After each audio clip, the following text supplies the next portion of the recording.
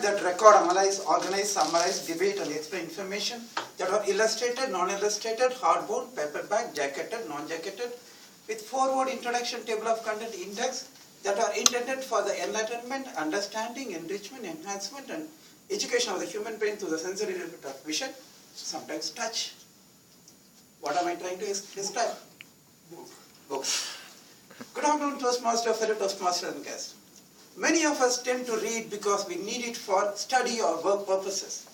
Therefore, we do not associate with enjoyment or relaxation or knowledge. This sentiment begins in the school itself. Nobody is to be blamed. The outlook that we have developed then has to be changed to make our life more interesting. Irish author Richard Steele says, reading is to the mind what exercise is to the body. As a voracious reader, I strongly vouch for this. When you read, your mind shifts gears. You might have had a stressful day. A book can easily divert you. A good novel right before the bedtime is my addiction. Few years back, when I was in Chennai, I was stressed a lot because of sundry reasons. It became worse when I couldn't remember in the afternoon what I had for the breakfast.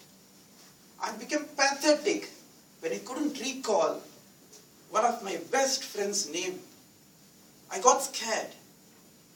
I consulted a physician who referred another physician. In turn, he referred another. Instead of advising me how to ward off the problem, he intimidated me that if I was in the same state, it would lead to dementia, Alzheimer's in particular. And finally, he advised me to practice yoga or meditation. Meanwhile, to comfort me, my brother traveled all the way from Coimbatore to Chennai. He suggested me to read some books and gave a bunch of them also. I started to read whenever I got time. It helped me to have a good sleep. It helped me to cut off my pointless thoughts. It helped me to cool down my mind. After a couple of months, I could feel the change inside me. It's amazing and unbelievable that I was de-stressed to a maximum extent, and I started enjoying the world. Above all, I had fallen in love with books. When the mind clears out stress, it subtly widens our wisdom, infuses intelligence, expands knowledge, and transforms life as well. We all know biography of Mahatma Gandhi. He coined the word Sarvodaya, which means universal uplift or progress for all. He has created a concept that would define his political philosophy later on his movement. He has developed the idea upon reading a book unto this last by English social thinker John Ruskin. The book among the first to introduce the concept of social economy. Mahatma Gandhi greatly inspired to it, and as he noted in the autobiography, I determined to change my life in accordance with the ideals of that book. And the rest of the history we all know very well.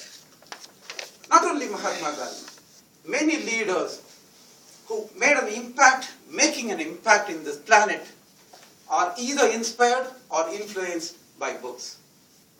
Dr. Abdul Kalam, Barack Obama are two living examples.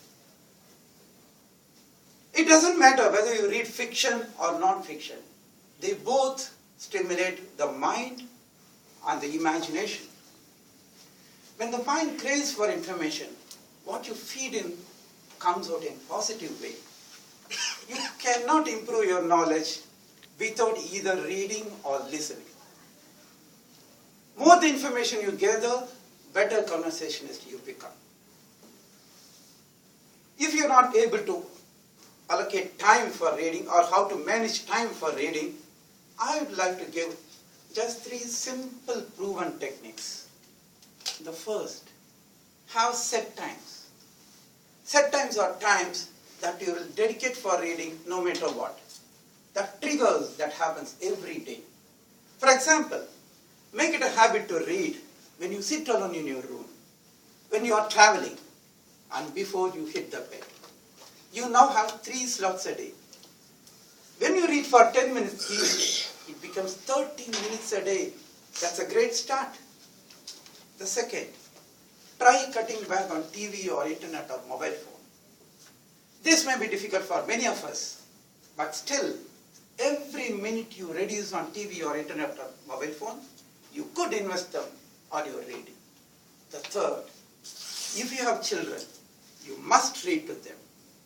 Enlightening the habit of reading in your child is the best way to ensure they will become readers when they grow up. At the same time, you are developing the habit in yourself and spending some quality time with your kid as well.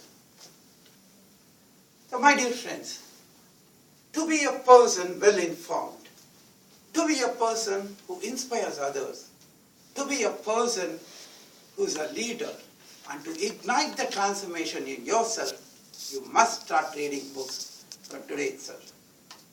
So, are you ready to spend at least half an hour a day for reading? Yes. Over to you.